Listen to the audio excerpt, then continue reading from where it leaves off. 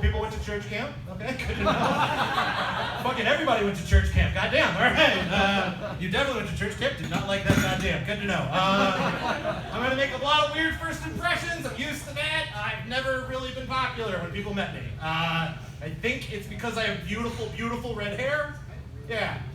Every day of my life, I've experienced discrimination because of it. It is as close as white people can come to experiencing racism. We have our own slur. Look at the ginger. He doesn't have a soul. And like, you let that shit roll off your back, but it's always gonna hurt because he's still your fucking dad. It's okay. I get to decide what kind of nursing home he goes into. It's not the kind where you get to fuck, I'll tell you that. No, beatings instead of food. You raised me Baptist. Learn what it's like. Yeah. I don't know. I have been with the same woman for 20 years and married my high school sweetheart. Thank you very much. You don't need to applaud for her. Her jokes are very anti-Semitic. Just kidding. She's just not here to defend herself. Yeah, we've been together for 20 years. Even more impressively, we did it without a baby. Thank you. You're welcome. We did it the old-fashioned way by dropping mushrooms every time we had an anniversary and being like, we're committed to this. It's great. She's my best friend. She thinks I'm sexy. That's polite. It's been 20 years. Just don't cheat on me. Here's the thing. This year, I always thought I was sex positive. This is the girl that I've been with for 20 years. We like dedicated ourselves to each other. Anything she's ever wanted to do, I was game. Let's do it. Woo! And this year on Valentine's Day, I found out I am a Republican nerd. Let me tell you what I found out this year on Valentine's Day. I found out that I am not as open-minded as I thought I was. And here's how I learned it. I got a big, beautiful, velvet-wrapped box with a big red bow on it, with a very long letter about our intimacy, and how it was our 20th anniversary, and how she wanted to do something special for us. So she got us a toy to play with together.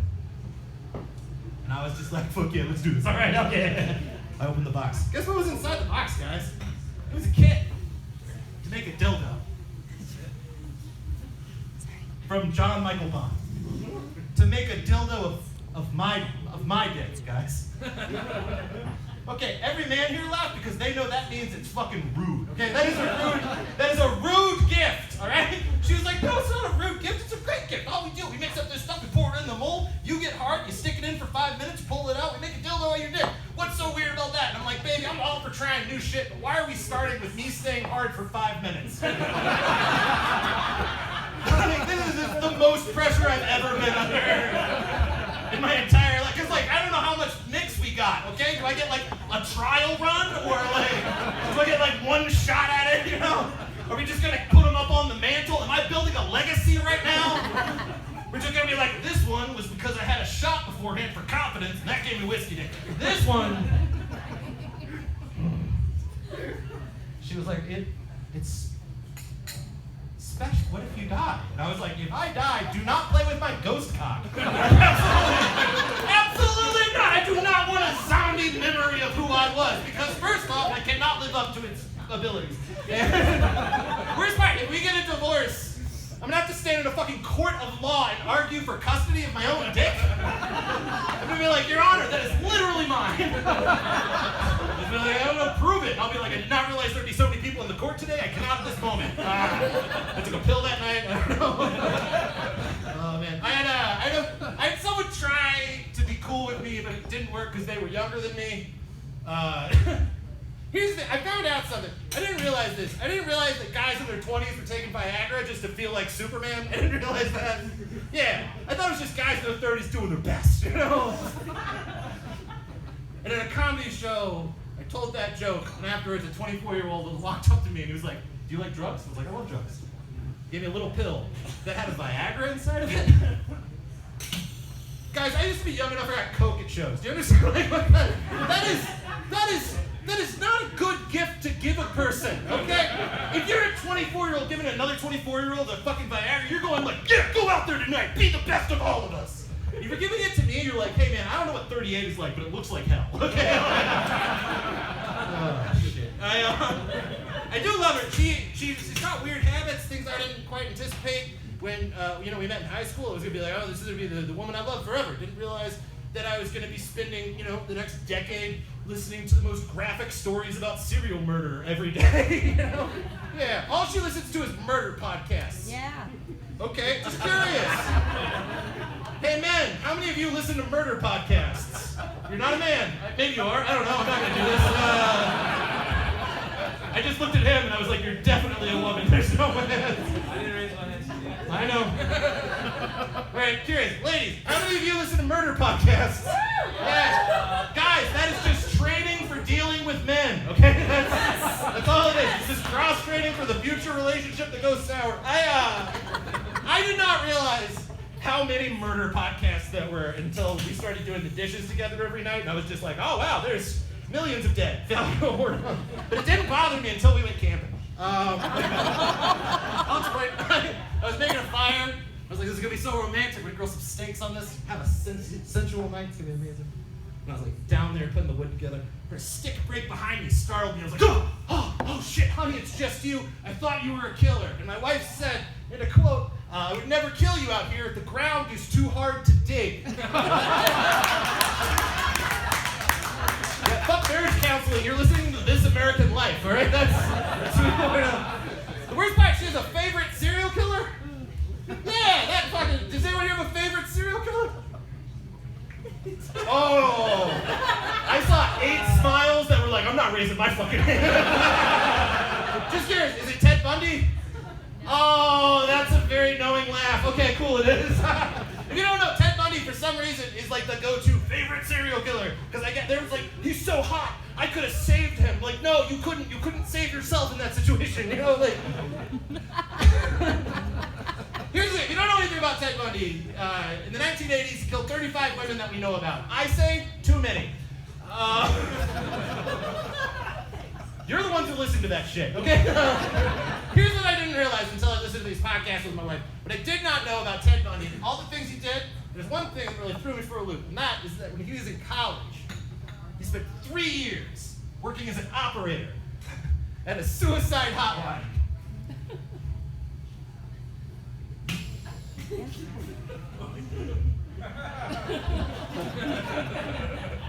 And he was good at his job. Okay, like that's... Because I know what you're thinking. If I was a serial killer, I'm lazy as fuck. I would also get a job in a suicide hotline. Okay? Like, I would just end every call with, I don't know, bro. Sounds like you got some shit to think about tonight. You know, click.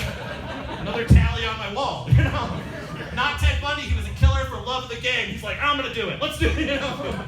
Every day, Ted Bundy showed up, and he was a mentor at the suicide hotline. They'd walk in, they'd be like, oh, thank God, Ted Bundy's here. We're gonna save some lives today. We never talk about the lives Ted Bundy saved, y'all. You know? Do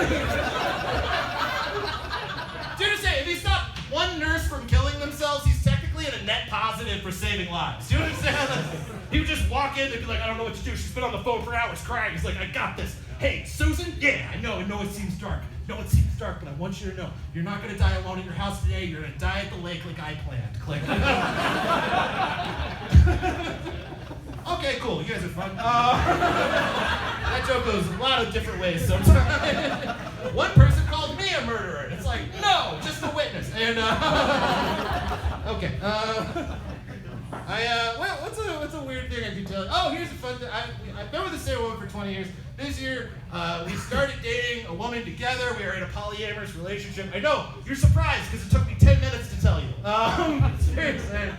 Here's the problem I have discovered about polyamory if you're married. It's not as cool as you think it is, okay? Because you're just like, yeah, this girl loves us both. Yeah, you're like, this is going to be a beautiful new foundation of your relationship. Until you realize that marriage is the creepiest thing you can do with another person, okay? Like, it's just building a highly specific life with someone, and then you start dating another person, and you realize your main goal is being the manager at a Chili's who trains people. You know, you're just like, we do things a little differently here. Come on. Did anyone else have a highly specific plan with their girlfriend before leaving town? Okay, cool. You guys are great. I don't know. My dad's a Baptist minister.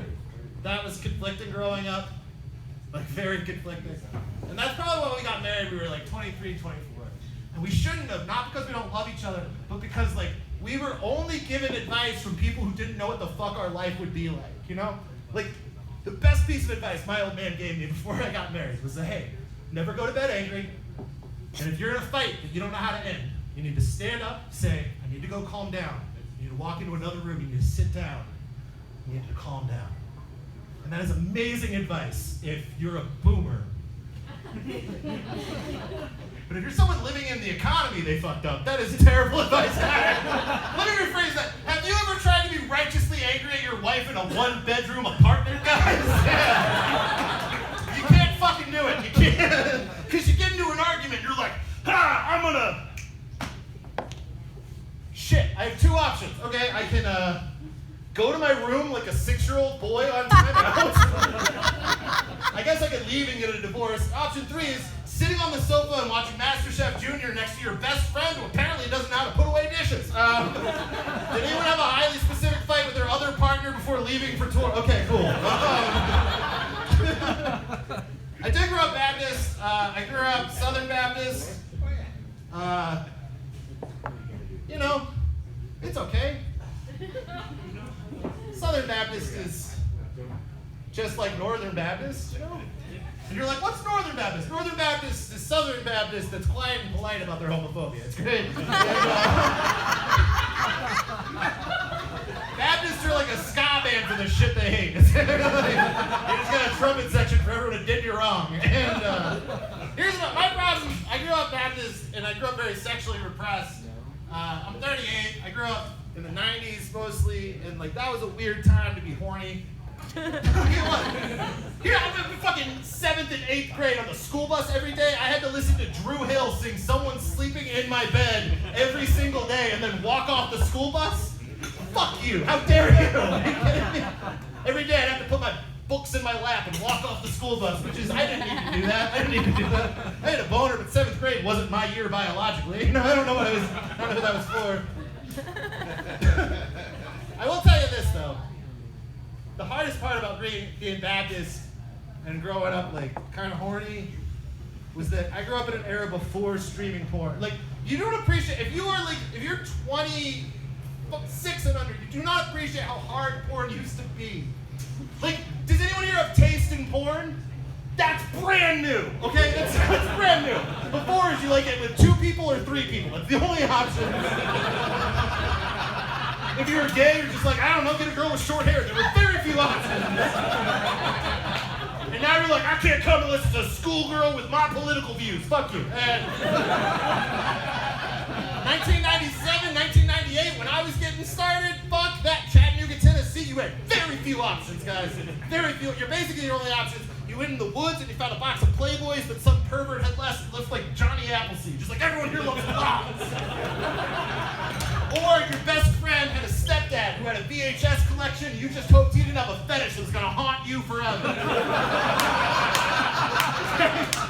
I didn't even have that. What I had at 13 was 25 carefully selected Harlequin romance novels I got at a garage sale. And one day my parents caught me because I stole all the scented candles and started taking 3-hour-long baths. They're like, that's too sensual for a little boy. Get the fuck out of here. My dad came over, he scooped up all my paperbacks, barehanded, very brave. So I had to find a new plug, I had to find a new hookup. So what I found was this website called literotica.com. Anybody know it? No. That's a man who visits it today. Like, he's reading it on his phone. Absolutely not. No. They come from 2-minute videos. No intimacy. You don't know anything about Literotica. It's the best website in the world. They have 15 million pornographic stories. No matter what you're into, they have you covered. You're hot for teacher, they got you. You want to fuck a werewolf? They have books for some reason, okay? Like, it's an amazing place. And at the age of 13, what I did was print off hundreds and hundreds of pages of pornographic stories on the computer in the family den. Okay, I just sat next to my mom during Gilmore Girls. It was like, print. And she's like, you're taking your homework so seriously. I'm like, I'm really pounding it out. And then I would go upstairs and masturbate on expert mode, which is doing it while holding 200 sheets of printer paper. It's very hard. One time I dropped it, I'm circumcised now. Very dangerous. So I decided I was going to practice safe sex with myself. So what I did, I walked to Walgreens. I bought a 3-hole punch. I bought some tabs, because when I'm getting going, I want to know where I'm going, okay? I want to organize the phone book. And then I bought a Lisa Frank binder with a dolphin on the front of it because I'm fucking whimsical. And I got home and I put together a phone book of porn, guys, this beautiful Bible of everything I was into, and it was my girlfriend for 8 months. And then one day I came home from school, and my mom was sitting on my bed, holding my binder of porn. And I was bold as fuck. I just walked in and was like, oh no, you found Dad's porn. Clearly on my porn, I would be a Lisa Frank tiger. And my mom's like, I know this is yours. There's gonna be some changes around here. It's all right, cool. What's up? She's like, number one, you're gonna get a male babysitter. I was like, probably time. I'm 13. Let's fucking go. What's number two? She said, number two, you're gonna help make the church directory this year. And I was like, what? She's like, this is beautifully organized. Who taught you to collate? Has anyone here ever been such a pervert you enriched the kingdom of Christ? Show some respect. I tell you that story not to come across as a gross guy, but I am. It's to tell you this. It came in handy because I've just always been more interested in sensuality. Always been more interested in like the build up to the sex that I ever was. I'm the guy who's like, oh my God, they skipped the scene where they explain why he's a plumber. Like I care about that shit. And that came in handy during the pandemic because I got a weird side gig. I started working as a sex worker. Some of you were like, did I mishear him? You did not. Not a sex worker, though it is a version of sex work. I did where I sexted with guys for money during the pandemic. And you're like, oh, I didn't know that you were bi. I am, but that's not what I'm talking about. No, I did it as my friend. I did it as a stepmom. Okay, let me explain. My best friend is a porn star. She specializes in what's known as MILF porn. And if you don't know what a MILF is, that's a porn term for a woman who is 28.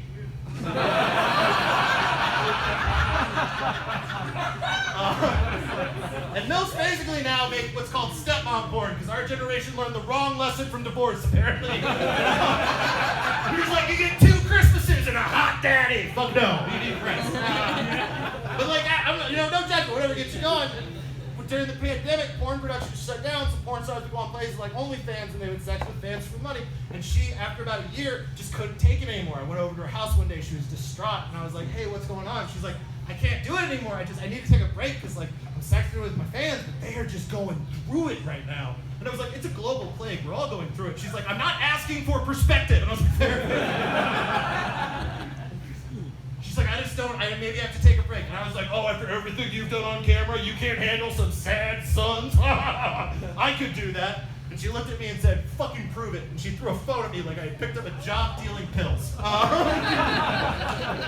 She's like, just text with them. Here's like a Dropbox with my boobs in it. Just give them my boobs if they earn it. See how you do, champ. I lasted 6.5 weeks as a stepmom porn star, guys. And here's what I learned in my 6 weeks as a stepmom porn star. I learned that John Michael Bond is an incredible stepmom porn star. I made so much money. Guys, I made twice as much in the first month as she did. She was pissed. She's like, what the fuck are you doing? I'll tell you what I did. I gave those boys the one thing they had never had. I gave them a good mom. Day one, guy hits me up like, sup, mommy, show me those boobs. Like, you talk to a woman this way? Show me your bed. I bet it's messy. I bet it's messy like your life. And he's like, I don't know what the fuck is going on, but continue.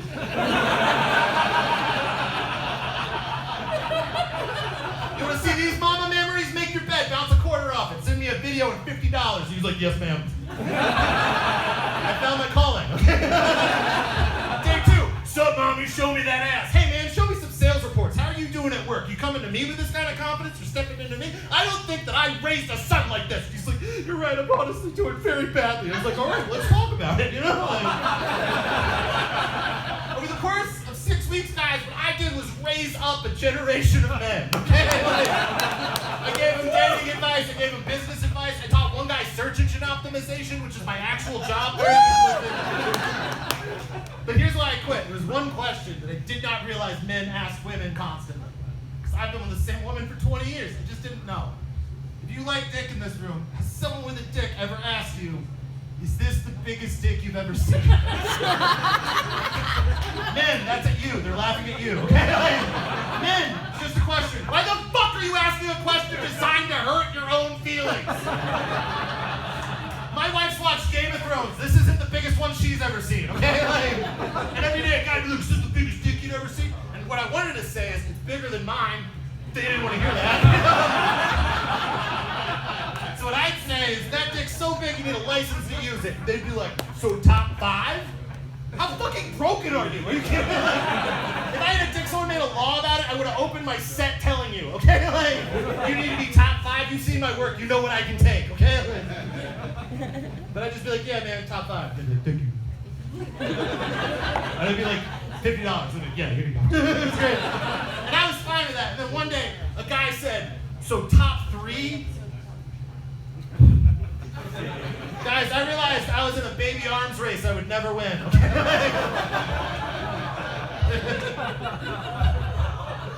And I texted the guy and said, fuck it, I can't do this anymore, and I closed the phone. In retrospect, I did make someone think their favorite porn star killed themselves for 48 hours. News cycle fixed it for me. And I went to my friend's house, and I knocked on her door, and I said, hey, I quit. And she's like, oh yeah?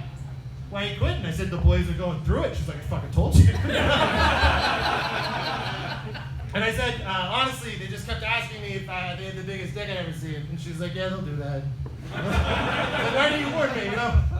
And then I looked at her, and I had a moment, my heart sank, and I was like, hey, I owe you an apology. She's like, what are you talking about? I said, I owe you an apology because the only reason I got this job is because I was an asshole to you.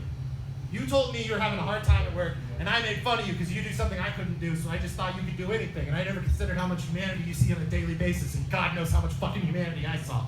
And I'm sorry, I was a bad friend to you. And she looked at me with the sweetest look I've ever seen, and she said, honey, don't worry about it.